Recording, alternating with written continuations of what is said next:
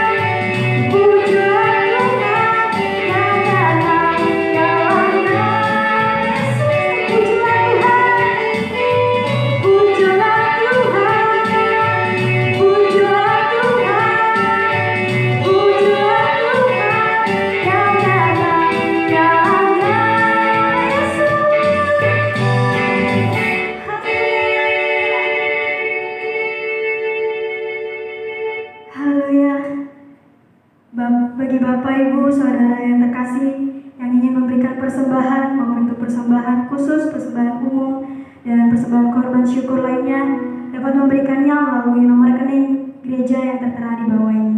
Terima kasih, Tuhan Yesus memberkati kita semua. Shalom, saudara kekasih dalam Kristus.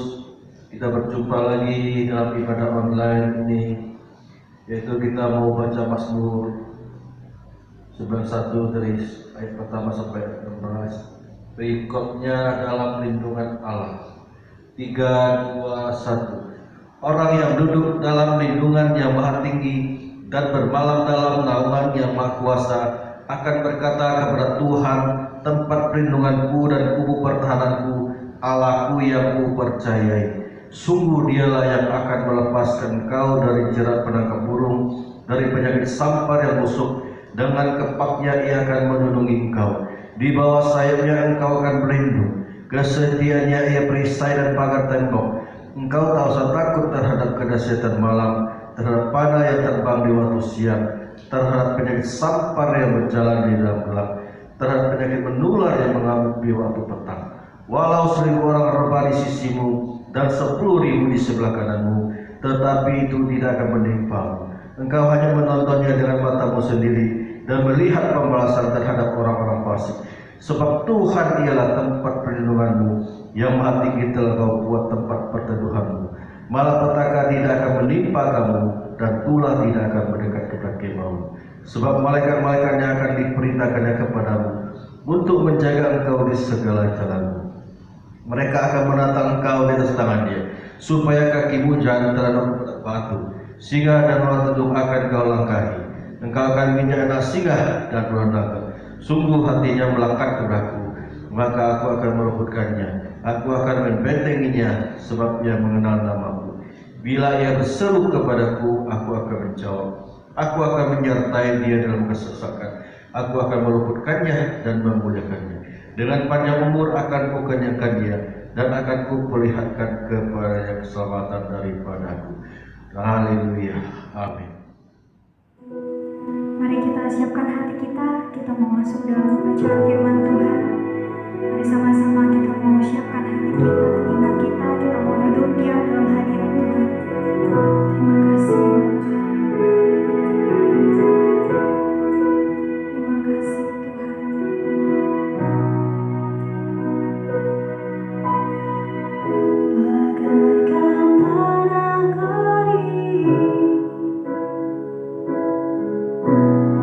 selalu hadirmu di hidupku, memulihkan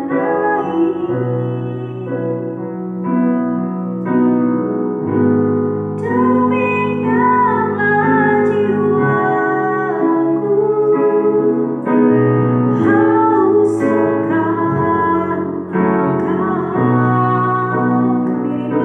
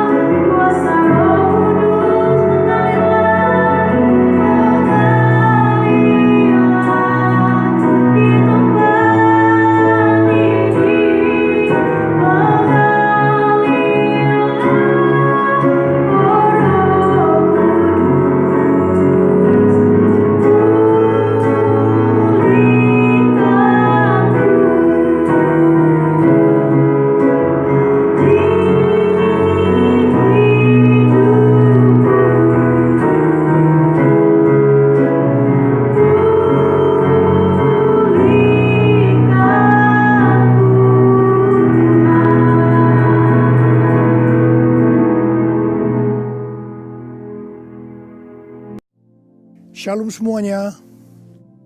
Tuhan Yesus berkata dalam Yohanes 14 ayat 12, Aku berkata kepadamu, sesungguhnya barang siapa percaya kepadaku, ia akan melakukan juga pekerjaan-pekerjaan yang aku lakukan. Bahkan pekerjaan-pekerjaan yang lebih besar daripada itu. Sebab aku pergi kepada Bapa. Di sini Tuhan Yesus berkata bahwa kalau kita percaya kepada Tuhan Yesus, maka setelah Tuhan Yesus naik ke sorga, kita akan melakukan pekerjaan-pekerjaan yang dilakukan oleh Tuhan Yesus. Bahkan pekerjaan-pekerjaan yang lebih besar. Pada waktu Tuhan Yesus berada di bumi ini, Tuhan Yesus melayani di Yerusalem, di Yudea, dan di Samaria. Tetapi setelah Tuhan Yesus naik ke sorga, kita yang percaya bahkan akan melayani sampai ke ujung-ujung bumi. Jumlah mujizat yang dilakukan oleh kita yang percaya jauh lebih banyak dibandingkan dengan yang dilakukan oleh Tuhan Yesus pada waktu itu. Hal ini berarti setelah Tuhan Yesus berada di sorga, Tuhan Yesus menyediakan pengurapan dan berkat double portion kepada kita yang percaya. Double portion bukan hanya berarti 2 kali lipat, tetapi juga berarti berlipat-lipat kali ganda. Amin. Ada berapa banyak di antara saudara yang mau menerima berkat atau pengurapan double portion? Boleh angkat tangan saudara. C.D. Jacob bernubuat bahwa Pentakosta tahun 2020 tidak sama dengan Pentakosta sebelumnya. dikatakan bahwa kita sedang memasuki Pentakosta dari Pentakosta, yaitu Pentakosta yang ketiga, di mana ini adalah pencurahan Roh Kudus yang terbesar dan yang terakhir sebelum Tuhan Yesus datang kembali. Untuk itulah Tuhan Yesus memperlengkapi kita dengan pengurapan double portion. Setelah Roh Kudus dicurahkan pada waktu Pentakosta yang pertama, maka salah satu tanda yang terjadi pada waktu itu adalah perubahan paradigma dalam pelayanan.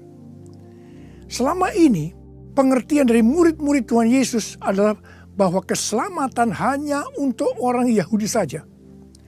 Tetapi dengan adanya peristiwa Cornelius yang bukan orang Yahudi bertobat, dipenuhi dengan Roh Kudus, berbahasa roh, dan menerima baptisan air, maka dengan perdebatan yang cukup panjang, akhirnya dengan kesaksian Petrus, para rasul dan seluruh orang percaya di Yudea dapat menerima bahwa keselamatan bukan hanya untuk orang Yahudi saja, tetapi untuk semua bangsa, termasuk bangsa Indonesia. Dan ini pasti akan menyebabkan perubahan paradigma dalam cara penginjilannya. Demikian pula hal ini terjadi dalam era Pentakosta ketiga ini. Yang jelas dengan adanya pandemi COVID-19 akan terjadi perubahan paradigma dalam pelayanan untuk terjadinya penuaian jiwa yang terbesar dan yang terakhir. Hal yang pertama adalah yang tadinya kita ibadah secara offline, sekarang berubah menjadi ibadah secara online. Tadinya kita beribadah di gedung gereja, kita bersekutu bersama-sama, bisa berjabatan tangan, saling berpelukan, menyatakan kasih kita, melakukan penumpangan tangan. Sekarang sudah tidak bisa lagi. Kita memasuki new normal. Ibadah offline digantikan menjadi ibadah secara online. Terus terang, saya tidak mengerti sepenuhnya dengan adanya perubahan ini. Tapi Tuhan menyuruh saya untuk melakukan seperti apa yang terdapat dalam Yeremia 33 ayat 3. Berserulah kepadaku, maka aku akan menjawab engkau dan memberitahukan kepadamu hal-hal yang besar dan yang tidak terpahami, yakni hal-hal yang tidak kau ketahui. Itulah yang saya lakukan hari-hari ini. Saya percaya justru dengan adanya perubahan paradigma dalam pelayanan ini, pasti akan terjadi penuaian jiwa yang jauh lebih besar dibandingkan pada waktu kita menggunakan cara yang lama. Hal yang kedua, untuk terjadinya penuaian jiwa yang terbesar dan yang terakhir, Tuhan berkata akan terjadi kebangkitan generasi muda. Russell Evans, gembala sidang dari Planet Shaker, Melbourne, pada tahun 2017 mendapat penglihatan tentang Indonesia. Bahwa Roh Kudus sedang dicurahkan luar biasa di Indonesia. Dia melihat jutaan anak-anak muda dipenuhi dengan Roh Kudus. Mereka cinta mati-matian kepada Tuhan Yesus. Tidak kompromi terhadap dosa dan akan memenangkan banyak jiwa. Generasi anak muda ini kita sebutkan di generasi Yeremia. Awal Januari tahun 2020, para aras nasional dan para pemimpin Kristen berkumpul untuk membicarakan langkah konkret yang akan dilakukan sebagai respon terhadap komitmen para pemimpin Kristen sedunia di Swiss tahun 2017 tentang misi yang akan dikerjakan bersama-sama, di mana hal ini juga diresponi oleh Indonesia di Brastagi, Sumatera Utara pada tahun 2018. Dengan perkataan lain, ini membicarakan tentang langkah konkret yang akan dilakukan oleh seluruh gereja untuk menyelesaikan amanat agung Tuhan Yesus. Hasil dari pertemuan para pemimpin Kristen awal Januari 2020 itu, bahwa apa yang akan dilakukan ke depan untuk menyelesaikan amanat agung Tuhan Yesus akan menunggu sepulangnya saya dari pelayanan di Brasil. Di Brasil, saya melayani KKR untuk generasi muda yang berusia rata-rata sekitar 24 tahun. Yang diadakan di 3 stadion besar. Jumlah yang hadir sekitar 180.000 orang.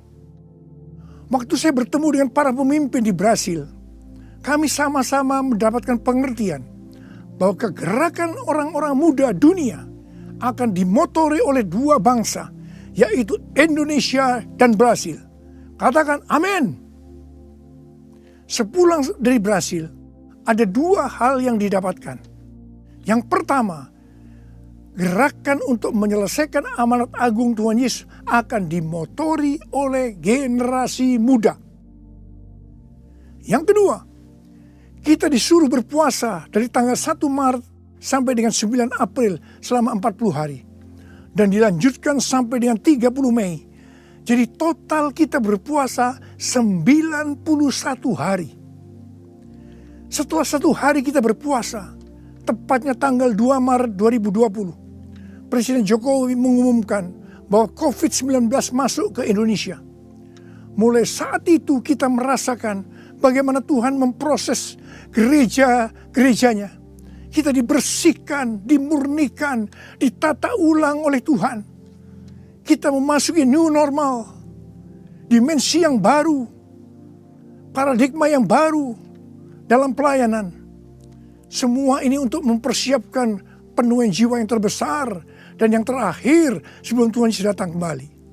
Pada suatu hari ketika saya sedang membaca 1 Raja-Raja 20 ayat 13 sampai dengan 22. Tiba-tiba saya menerima WhatsApp dari Bapak Peter Farknimela.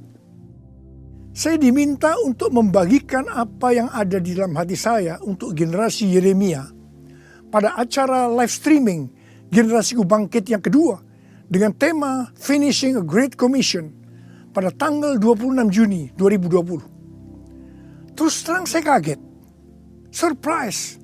Sebab kalau kita membaca ayat-ayat dari 1 Raja-Raja ayat 20, ayat 13 sampai dengan 22 itu menceritakan tentang seorang nabi yang datang kepada Ahab, Raja Israel, untuk menyampaikan pesan Tuhan bahwa Tuhan akan menyerahkan musuh mereka, yakni orang-orang Aram yang sedang mengepung Samaria. Ahab bertanya, siapa yang akan membantu untuk melawan musuh yang begitu besar itu? Nabi itu menjawab, orang-orang muda, pengiring kepala-kepala daerah yang jumlahnya hanya 232 dari 7.000 orang Israel. Orang-orang muda ini yang akan menyerang lebih dulu. Orang-orang muda yang jumlahnya 232 ini yang diikuti oleh para prajurit menghancurkan orang-orang Aram. Pada saat itu Tuhan berbicara kepada saya bahwa untuk ke depan ini generasi Yeremia yang harus memimpin peperangan rohani untuk penuaian jiwa yang terbesar dan yang terakhir. Ini merupakan suatu paradigma baru dalam pelayanan. Tuhan, ini aku, jadikanlah ku alatmu untuk memberitakan Injilmu. Tuhan, ini aku, jadikanlah ku hamba-Mu untuk melakukan firman-Mu. Penuhi hidupku dengan Roh-Mu, agar ku jadi saksi-Mu. Pakailah hidupku dan urapilah untuk kemuliaan nama-Mu, untuk kemuliaan nama-Mu, untuk kemuliaan nama-Mu. Menteri Agama memberikan pengarahan dalam pembukaan kembali ibadah secara offline bahwa anak-anak, lansia, dan orang yang memiliki penyakit bawaan yang berisiko tinggi terhadap COVID-19 dilarang beribadah di gereja. Saya percaya ini bukan suatu kebetulan, tetapi Tuhan sedang berbicara harus ada pergantian generasi. Tuhan seolah-olah memaksa agar generasi lansia mendelegasikan atau menyerahkan tugas mereka kepada generasi muda. Ini merupakan perubahan paradigma dalam pelayanan. Elisa adalah nabi muda yang mewakili generasi muda yang akan dipakai Tuhan untuk tugas yang lebih besar. Pada waktu itu Elia disuruh oleh Tuhan mengurapi Elisa untuk menjadi nabi menggantikan dia. Pertama, Elia melemparkan jubahnya kepada Elisa. Ini berbicara tentang memberikan otoritas menjadi seorang nabi. Yang kedua, Elisa menjadi pelayan Elia. Elia juga menjadi bapak rohani yang mementor Elisa. Elisa sangat setia kepada nabi atasannya, sehingga Elisa dikenal sebagai yang dahulu melayani Elia. Yang ketiga, Elisa terus mengikuti Elia kemanapun dia pergi. Elia ke Gilgal, Betel, Yeriho, Sungai Yordan. Elisa terus mengikuti meskipun dilarang oleh Elia. Waktu menyeberang Sungai Yordan, Elia berkata kepada Elisa, "Mintalah apa yang hendak kulakukan kepadamu sebelum aku terangkat daripadamu." Jawab Elisa, "Biar aku mendapat 2 bagian dari rohmu." Elia berkata, "Yang kau minta ini adalah sukar. Tetapi jika engkau dapat melihat aku terangkat daripadamu, akan terjadilah kepadamu seperti yang demikian. Dan jika tidak, tidak akan terjadi." Ternyata Tuhan mengabulkan permintaan Elisa. Dia melihat waktu Elia diangkat. Elisa mendapat 2 bagian dari roh Elia. Double portion. Arti daripada 2 bagian roh Elia atau double portion adalah, yang pertama, Elisa sebagai anak rohani yang sulung dari Elia menerima warisan 2 kali lebih banyak dibandingkan dari anak-anak rohani lainnya.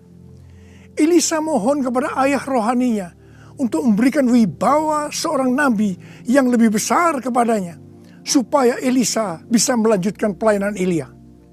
Yang kedua, dalam hal mujizat, Elia melakukan mujizat sebanyak 7 kali, sedangkan Elisa melakukan 14 kali, di mana 1 kali setelah Elisa meninggal, tulang-tulangnya bisa membangkitkan orang yang mati. Peranan Elisa sebagai nabi terhadap raja-raja Israel lebih banyak dibandingkan Elia. Elia sebagai nabi pada zaman Raja Ahab saja. Sedangkan Elisa sebagai nabi dalam zaman Raja Yoram, Yehu, Yoahas, Yoas. Jadi, untuk mendapatkan pengurapan atau berkat double portion, Elisa melakukan hal-hal sebagai berikut. Yang pertama, Elisa menerima jubah Elia, yang artinya mendapatkan otoritas untuk pelayanannya sebagai nabi. Yang kedua, Elisa setia kepada bapak rohaninya. Yang ketiga, Elisa pergi ke Gilgal. Gilgal adalah tempat di seberang Sungai Yordan, di mana laki-laki yang belum disunat, mereka disunat di sini. Disunat berbicara tentang lepas dari keinginan daging dan hidup dipimpin oleh Roh Kudus. Keinginan daging adalah maut, tetapi keinginan roh adalah hidup dan damai sejahtera. Roma 8 ayat 6. Sebab jika kamu hidup menurut daging, kamu akan mati. Tetapi jika oleh roh kamu mematikan perbuatan-perbuatan tubuhmu, kamu akan hidup. Roma 8 ayat 13. Yang keempat, Elisa pergi ke Betel. Betel adalah tempat perjumpaan Yakub dengan Tuhan secara pribadi. Kita harus menjaga agar setiap waktu hidup kita senantiasa dipenuhi oleh hadirat-Nya, sehingga kita selalu mengalami perjumpaan dengan Tuhan secara pribadi. Yang kelima, Elisa pergi ke Yeriho. Yeriho adalah kota pertama di tanah perjanjian yang diberikan oleh Tuhan kepada bangsa Israel untuk direbut. Tembok Yeriho roboh setelah sangkakala ditiup dan orang Israel bersorak-sorai. Ini berbicara tentang kuasa dari pujian dan penyembahan. Tuhan menciptakan manusia agar manusia memuji dan menyembah Tuhan. Dalam masa pandemi COVID-19 ini, kita harus banyak memuji dan menyembah Tuhan. Meskipun ini tidak mudah. Karena kita melihat keadaan-keadaan yang terjadi saat ini. Kita harus melakukan seperti apa yang Daud lakukan dalam Mazmur 103 ayat 1 dan 2. Di mana Daud berkata, "Pujilah Tuhan, hai jiwaku. Pujilah namanya yang kudus, hai segenap batinku. Pujilah Tuhan, hai jiwaku. Dan janganlah lupakan segala kebaikannya." Memang kita kadang-kadang harus memaksa jiwa kita untuk memuji Tuhan dengan selalu mengingat kebaikan Tuhan. Mungkin ada di antara saudara yang mengalami ketakutan, kebingungan, depresi, terdampak krisis ekonomi, sakit karena COVID-19. Mari kita selalu mengingat kebaikan Tuhan. Saya mau katakan sesuatu kepada saudara. Apapun yang terjadi dalam hidup saudara, apapun yang masalah saudara hadapi, saudara harus tahu satu hal, bahwa Tuhan Yesus itu baik. Dia sangat-sangat mengasihi saudara. Mengucap syukurlah dalam segala hal, enak maupun tidak enak.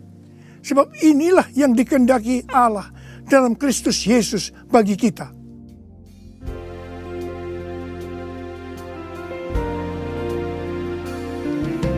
Bapa, Engkau baik.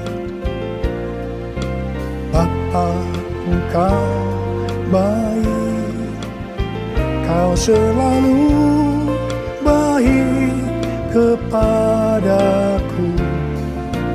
Apa ku cintakan. Aku memujimu. Aku menyembahmu. Ku nyanyi haleluya.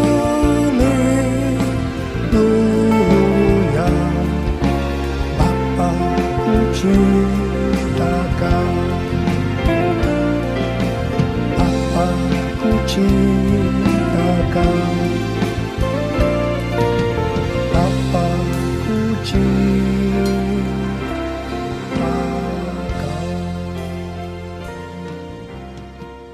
Yang keenam, Elisa pergi ke Sungai Yordan. Sungai Yordan adalah tempat di mana mujizat dialami oleh Naaman yang sembuh dari penyakit kustanya. Kunci kesembuhannya adalah kerendahan hati, yaitu dengan bersedia membenamkan diri 7 kali dalam Sungai Yordan. Sungai Yordan adalah tempat di mana Tuhan Yesus dibaptis.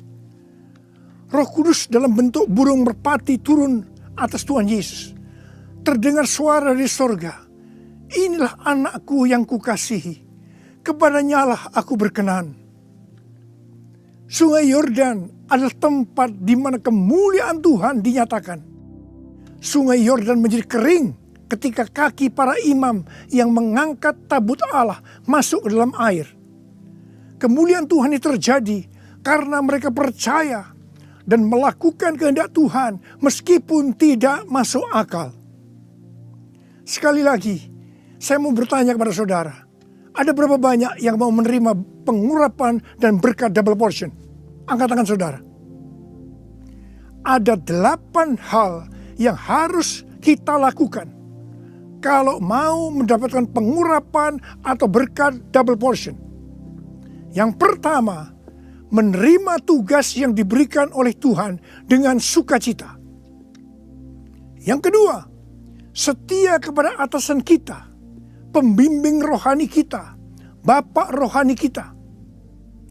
Yang ketiga, melepaskan keinginan daging dan hidup dipimpin oleh Roh Kudus. Yang keempat, usahakanlah setiap waktu kita dipenuhi dengan hadirat-Nya, agar kita senantiasa mengalami perjumpaan dengan Tuhan secara pribadi. Yang kelima, dalam segala situasi kita harus banyak berdoa, memuji dan menyembah Tuhan. Yang keenam, hidup dengan kerendahan hati. Yang ketujuh, hidup menjadi orang yang dikasihi dan berkenan kepada Tuhan. Yang kedelapan, percaya akan segala perintah Tuhan meskipun tidak masuk akal. Saya mau berdoa agar saudara mendapatkan pengurapan dan berkat double portion. Mari angkat tangan saudara dan nyanyikan nyanyian ini bersama saya.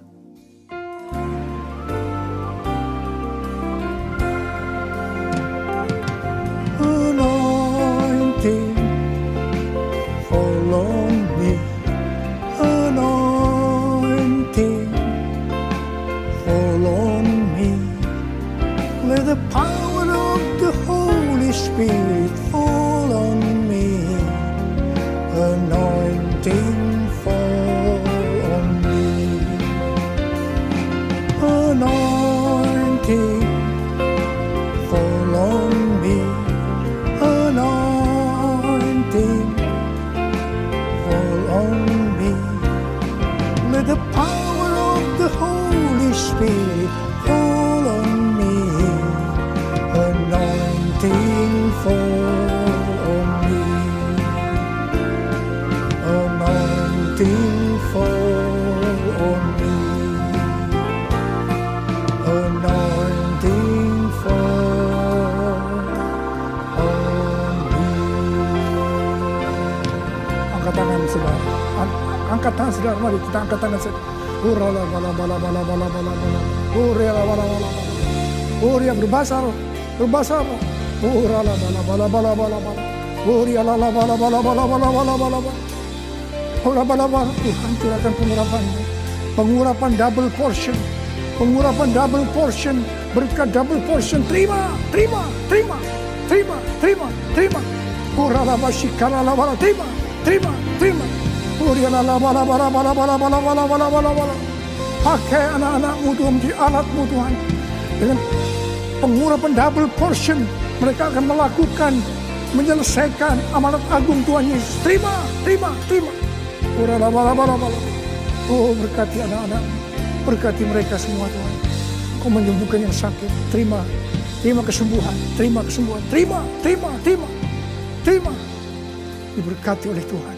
Terima kasih, terima kasih, terima kasih, terima kasih. Dalam nama Yesus. Amin. Mari saudara-saudara, kita akan masuk ke dalam perjamuan kudus. Kita akan mengingat ayat ini. Sebab setiap kali kamu makan roti ini dan minum cawan ini, kamu memberitakan kematian Tuhan sampai Ia datang. Perjamuan kudus adalah perjamuan Tuhan Yesus sendiri. Setiap kali kita masuk dalam perjamuan kudus, Tuhan Yesus selalu berkata, biarlah ini menjadi peringatan akan aku. Karena itu mari, arahkan hati saudara kepada kebaikan Tuhan. Kita akan mengingat kebaikan Tuhan. Mari kita tundukkan kepala. Tuhan, siapakah kami sebelum kami mengenal Engkau? Kami semua orang berdosa. Upah dosa adalah maut, mati. Tapi Engkau yang tidak berdosa telah dijadikan dosa oleh karena kami semua. Engkau harus turun dari sorga mulia, menjelma menjadi manusia. Mati ganti kami dengan penderitaan yang luar biasa. Sungguh kalau kami pikirkan Tuhan betapa baiknya Engkau itu. Kau jadikan kami sebagai anak-anak-Mu. Engkau berkati, Engkau tuntun, Engkau bela, Engkau lindungi. Engkau tegur kalau kami salah. Engkau mengurapi kami, Engkau sembuhkan kami ya Tuhan. Itu Engkau ya Aba. Itu Engkau ya Aba. Tuhan akan memberkati saudara melalui perjamuan kudus. Tapi Tuhan mau kita makan dan minum dengan cara yang benar. Oleh karena itu masing-masing introspeksi. Sudah masing-masing berdoa. Lihat keadaan dirimu masing-masing. Jangan menyimpan dosa. Kalau ada dosa yang selama ini belum diselesaikan dengan Tuhan. Dan Tuhan ingatkan saat ini. Langsung minta ampun. Minta ampun. Minta ampun. Ampuni saya Tuhan. Ampuni Tuhan. Ampuni ya Tuhan. Tuhan ampuni anak-anak-Mu. Ampuni mereka ya Tuhan. Ampuni. Layakkan kami untuk masuk dalam perjamuan kudus. Terima kasih Bapa. Kami akan masuk dalam perjamuan kudus dengan hati yang penuh ucapan syukur. Dalam nama Yesus yang berdoa. Amin. Sekarang mari angkat roti di tangan kanan saudara tinggi-tinggi. Sebab apa yang telah kuteruskan kepadamu telah aku terima dari Tuhan. Yaitu bahwa Tuhan Yesus pada malam waktu Ia diserahkan mengambil roti. Dan sesudah itu ia mengucap syukur atasnya. Dia memecah-mecahkannya dan berkata, inilah tubuhku yang diserahkan bagi kamu. Perbuatlah ini menjadi peringatan akan aku. Sudah dikasih Tuhan. Bukankah roti yang kita pecah-pecahkan ini adalah persekutuan kita dengan tubuh Kristus? Mari kita makan dalam nama Yesus.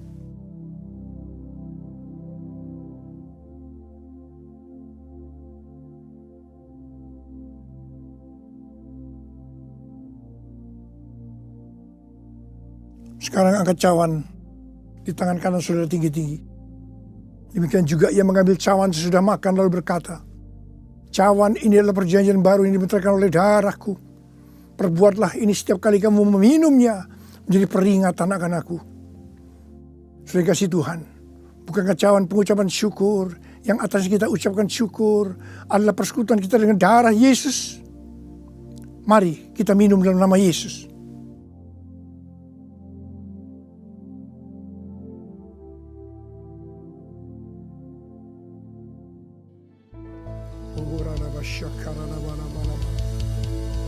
Angkat tangan saudara. Mari ucapkan syukur dengan suara. Jangan diam. Terima kasih ya Tuhan. Kami bersyukur ya Tuhan. Kami bersyukur ya Tuhan. Terima kasih ya Tuhan. Terima kasih. Terima kasih ya Tuhan. Terima kasih buat kebaikan Tuhan. Terima kasih buat kebaikan Tuhan. Terima kasih ya Tuhan. Terima kasih. Terima kasih. Terima kasih. Terima kasih ya Tuhan. Terima kasih. Terima kasih Yesusku, terima kasih Yesusku. Puji syukur hanya bagi Tuhanku. Terima kasih Yesusku, terima kasih Yesusku. Puji syukur hanya bagi Tuhanku. Terima kasih Yesusku, terima kasih Yesusku. Puji syukur hanya bagi Tuhanku. Terima kasih Yesusku, terima kasih Yesusku. Puji syukur hanya bagi Tuhanku. Puji syukur hanya bagi Tuhanku. Puji syukur hanya bagi Tuhanku.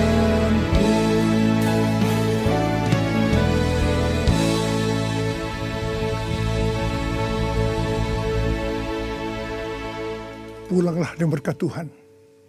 Kasih karunia berlimpah-limpah daripada Allah Bapa dalam Anak yang tunggal, Yesus Kristus.